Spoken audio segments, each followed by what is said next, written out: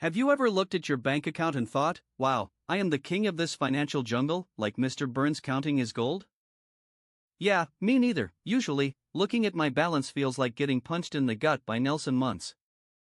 Most of us feel like we're perpetually one unexpected disaster away from living in a cardboard box behind the Quickie Mart.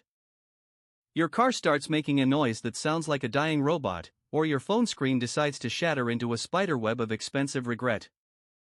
Maybe your landlord mentions the words maintenance fee with a smile that chills your blood like a visit from Fat Tony. Suddenly, you're questioning every financial decision you've ever made, wishing you hadn't bought that overpriced latte 3 weeks ago. But here is something that might surprise you more than finding out Maggie is the smartest Simpson. You could actually be doing much better financially than you realize, even if you feel like a total failure. While you're busy panicking about affording groceries and rent, you might already be ahead of the pack. The problem is we are terrible at recognizing our own progress, like Homer trying to recognize a vegetable. Social media constantly shows us people living their best life, which is usually just a filtered life funded by credit card debt. My name is Barry, and I help people see the real signs of financial health, not the fake ones plastered on Instagram. If you want to know if you're actually winning at this game, subscribe to the channel right now. Hit that like button if you want to see your situation clearly, or just do it because I told you to. The truth is, most people have a view of success that is more distorted than a funhouse mirror. We think it means driving cars that cost more than a house or taking vacations where the water is bluer than Marge's hair. We think it means buying whatever we want, whenever we want, like a spoiled child in a toy store. But real financial stability is actually much more boring, like a documentary about the history of cardboard. It's about having systems in place, making consistent progress, and avoiding the traps that catch the idiots. Today, I'm going to walk you through the real indicators that you're doing well, even if you don't feel rich. Some of these signs might shock you because they are the complete opposite of what influencers tell you. Others will help you realize that your small, boring habits are actually building an empire of stability. Before we dive into the specific signs, let me paint you a picture of the average financial dumpster fire. According to studies, the average person couldn't handle a $400 emergency without panicking or borrowing money. Think about that, a simple car repair or a broken tooth would throw their entire life into chaos. Meanwhile, these same people might be driving cars with payments that eat 20% of their income like a hungry shark. They live in apartments they can barely afford, trying to impress neighbors they don't even know. They spend money they don't have on things they don't need to impress people they don't like. This madness passes for normal in our society, which is why recognizing actual progress is so hard. The first sign you're doing well is probably the most boring one, but it's the foundation of everything. You pay your bills on time without stress, drama, or crying in the shower. I know it sounds like the bare minimum for a functional adult, but don't underestimate it. If you can pay everything when it's due without juggling dates or borrowing from Peter to pay Paul, you're winning. You aren't choosing which utility gets cut off this month, you're just paying the bill and moving on. This isn't just about having money, it's about having predictable income and organization. When your lights stay on and your credit cards don't get hit with late fees, you've achieved something rare. The second sign is that you have money left over after paying for your basic needs, not your wants. Notice I didn't say after paying all your bills, because your Netflix and Spotify are not basic needs. I'm talking about actual necessities, housing, utilities, food that isn't caviar, and transport. If you cover these and still have cash in the account, you've crossed a crucial threshold into freedom. This leftover money doesn't have to be a massive pile of gold coins, even $50 is a victory. The specific amount matters less than the fact that it exists consistently, month after month. This surplus is what separates people who are drowning from people who are treading water comfortably. What you do with that leftover money reveals even more about your health, which brings us to sign number 3. You are saving something, anything, on a regular basis, like a squirrel preparing for winter. It doesn't matter if it's $10 a week or $1,000 a month, the habit is what counts. Consistently setting aside money indicates you are thinking about the future, not just surviving today. Most people operate in financial survival mode, earning and spending in an endless, depressing loop. They repeat the cycle without ever accumulating anything, running on a hamster wheel until they die. If you're putting money into an emergency fund or investments, you're operating on a different level. You are playing the long game, and that mindset shift is worth more than the dollars themselves. The fourth sign might surprise you because it goes against everything consumer culture screams at you. You don't feel the need to constantly upgrade your lifestyle every time you get a raise or a bonus. When your income goes up, your first instinct isn't to buy a fancier car or a bigger TV. You don't immediately look for ways to spend that extra cash on a better apartment or expensive habits. This resistance to lifestyle inflation is a superpower that most people simply don't have. It means you understand the difference between earning money and actually building wealth. People who inflate their spending to match their income will always feel broke, no matter how much they make. But people who keep their lifestyle stable while income grows create a gap that builds real freedom. The fifth sign is that you aren't losing sleep over money, staring at the ceiling at 3 a.m. Financial stress creeps into your life like a toxic fog, ruining your health and relationships. It affects your work performance and definitely your ability to get a good night's rest. If you can go to bed without your mind racing through worst-case scenarios, your foundation is solid. It doesn't mean you never think about money or have zero concerns, that would make you a robot. It just means money isn't a constant source of panic, anxiety, and dread. You might want more of it, but you aren't terrified of your ability to handle life's obligations. The sixth sign relates to how you make purchasing decisions when you're at the store. You have the luxury of asking, "Do I want this?" instead of, "Can I make the payment?" This might seem small, but it represents a massive difference in your security and control. Stressed people look at monthly payments, secure people look at the actual value and need. When you have breathing room, you can ask if a purchase adds value to your life. Am I buying this because I need it, or because I'm trying to fill a void in my soul? This ability to pause and think, rather than impulse buy, shows you are in control. You aren't being controlled by your impulses or predatory financing offers. The seventh sign you're doing well is something that would make your younger, broke self incredibly jealous. You actually have choices when problems arise, instead of just crying in the fetal position. Let's say your phone breaks, shattering into a million pieces like a dream of owning a home in 2024. Instead of having a complete meltdown about how you're going to survive without TikTok for 3 weeks, you have options. You can actually decide between getting it repaired at the mall or buying a shiny new replacement. You could even upgrade to the latest model that does the exact same thing but costs twice as much. This might sound trivial, like choosing which flavor of donut to eat, until you remember the alternative. Remember what it feels like to have no options, when you have to duct tape your phone together? When you're broke, every minor inconvenience becomes a major crisis that threatens to ruin your month. Having financial options doesn't mean you're rich like Mr. Burns, it just means you aren't trapped. You've created enough of a buffer that you can respond to problems rather than just suffering through them. The eighth sign is that you aren't constantly calculating whether you can afford basic social activities. You don't have to mentally compute your bank balance before agreeing to grab a beer at Moe's. You don't break into a cold sweat when the bill comes, wondering if your card will decline in front of everyone. This doesn't mean you're carelessly throwing money around like it's confetti at a parade. It just means that normal social expenses don't require a full financial planning session with a calculator. I'm not talking about flying to Paris for lunch, I'm talking about everyday human interaction. Splitting a pizza for game night or chipping in for a colleague's farewell gift shouldn't bankrupt you. When these modest expenses don't cause financial anxiety, you've achieved a level of freedom most people lack. The ninth sign is probably the most underrated indicator, hidden like a secret menu item at Krusty Burger.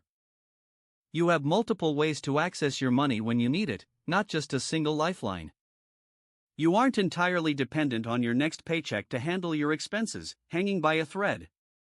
You might have money in checking, savings, or investment accounts that you could tap into if the world ends. This doesn't mean you have vast wealth sitting around earning nothing like a dragon on a gold pile. It means you've diversified your resources so you aren't standing on a one-legged stool. Maybe you have a small emergency fund, or some cash stuffed in a sock, though I don't recommend the sock. The point is that you're not living exclusively paycheck to paycheck with zero backup options like a daredevil. The 10th sign reveals itself in how you talk about money with other people at parties. You don't feel the need to constantly complain about being broke like Gil Gunderson trying to make a sale. You don't make self-deprecating jokes about your poverty just to fit in with the crowd. When money comes up, you aren't immediately defensive, trying to justify why you bought a sandwich. People who are genuinely struggling often can't help but make their stress the center of conversation. Every dinner invitation becomes an opportunity to explain why they can't afford the appetizers. Every purchase comes with a detailed speech about how they got a discount, as if seeking approval.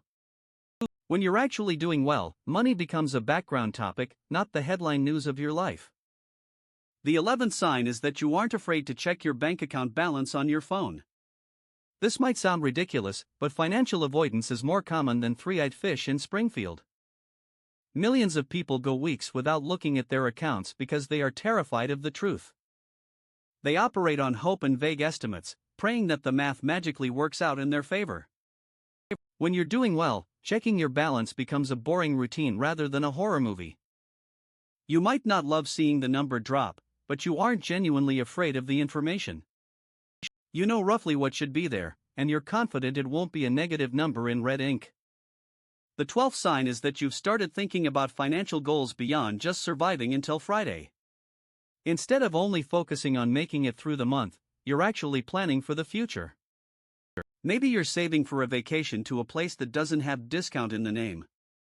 You might be considering buying a house or thinking about changing careers without fear of starving. The ability to plan beyond immediate needs indicates you've stepped out of the survival zone. You have created enough stability to start pursuing wants in addition to needs, which is a luxury. This forward-thinking approach is what separates people who are getting by from those who are building wealth. When your energy isn't consumed by panic, you can make decisions based on long-term objectives. The 13th sign might seem counterintuitive, but it shows true financial maturity and spine. You are comfortable saying no to financial opportunities that don't align with your goals. This could mean turning down overtime that would make you miss your kids' school play. It means declining investment opportunities from your brother-in-law that smell like a scam. It means refusing to lend money to people who have a history of forgetting their wallet. People who are financially insecure often feel like they have to say yes to every dollar. They chase every opportunity, even when those opportunities come with high costs or burnout. But when you have financial confidence, you can afford to be selective and protect your time. You understand that some money isn't worth earning if it costs you your sanity or dignity. The 14th sign is that you've developed what I call financial patience, a rare superpower. You can wait for sales, compare prices, and act like a predator waiting for the right moment. You don't buy the first thing you find just because it's convenient or because you lack impulse control. This patience extends beyond shopping. You can wait for the right job instead of taking the first offer. You can save up for something you really want instead of financing it at 20% interest immediately. This isn't about being cheap, it's about having the security to not act out of desperation. When you can afford to wait, you almost always end up making better choices and getting better deals. The 15th sign you're doing well is one that your past self would find absolutely shocking. You actually have things in your home that you bought but haven't used yet, like a squirrel hoarding nuts. And you're not panicking about the money you spent, crying over spilled milk or unused gadgets. I'm not talking about hoarding 50 cats or compulsive shopping like Smithers buying Malibu Stacy dolls. I'm talking about the luxury of buying something when it's on sale, even if you don't need it right now. Maybe you bought extra toiletries when they were half price, planning ahead like a genius. Or you picked up a book you wanted to read eventually, creating your own personal library of intentions. Or you stocked up on non-perishable food during a sale, preparing for the apocalypse or just Tuesday. When you're financially stressed, every purchase has to serve an immediate, desperate need. But when you have breathing room, you can make strategic purchases that save money in the long run. The 16th sign is that you've stopped doing advanced calculus in grocery store checkout lines. You know that feeling when you're watching the total climb higher, sweating like a sinner in church? You mentally calculate if you have enough in your account, wondering which items to put back in shame. When you're doing well, grocery shopping becomes about choosing what you want to eat, not what you can afford. It stops being an exercise in budget management and starts being about nutrition and preference. This doesn't mean you're throwing lobster and caviar into your cart like a maniac. It means that buying food, a basic human need, doesn't require constant anxiety and math skills.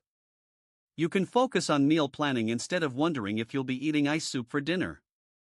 The 17th sign is that you've developed what I call selective cheapness, a beautiful trait. You're willing to spend money on things that matter to you while being ruthless about things that don't. This might seem contradictory, like a vegan working at a slaughterhouse, but it's actually sophisticated. You might buy expensive coffee because you love it, but refuse to pay for cable TV. This approach shows you understand the difference between value and price, unlike most people. You aren't trying to save money on everything, nor buy the most expensive version of everything. Instead, you're making intentional decisions about where your money goes based on your actual life. The 18th sign is that you can handle minor setbacks without them derailing your entire existence. Your car needs new tires, or your washing machine starts dancing across the floor. Maybe you get a parking ticket from Chief Wiggum for something you didn't do. While these expenses are annoying, they don't cause a complete financial meltdown or bankruptcy. You can absorb these costs and move on, like a sponge soaking up a spill. This resilience is one of the clearest indicators that you've built adequate cushioning. Most people operate so close to the edge that a flat tire pushes them into the abyss.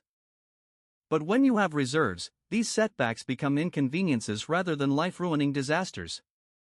The 19th sign might surprise you because it's about what you aren't doing. You aren't constantly researching ways to make quick money online, looking for a magic button. You aren't falling for get-rich-quick schemes or multi-level marketing scams sold by friends. You aren't spending hours trying to monetize every hobby, turning your joy into a job.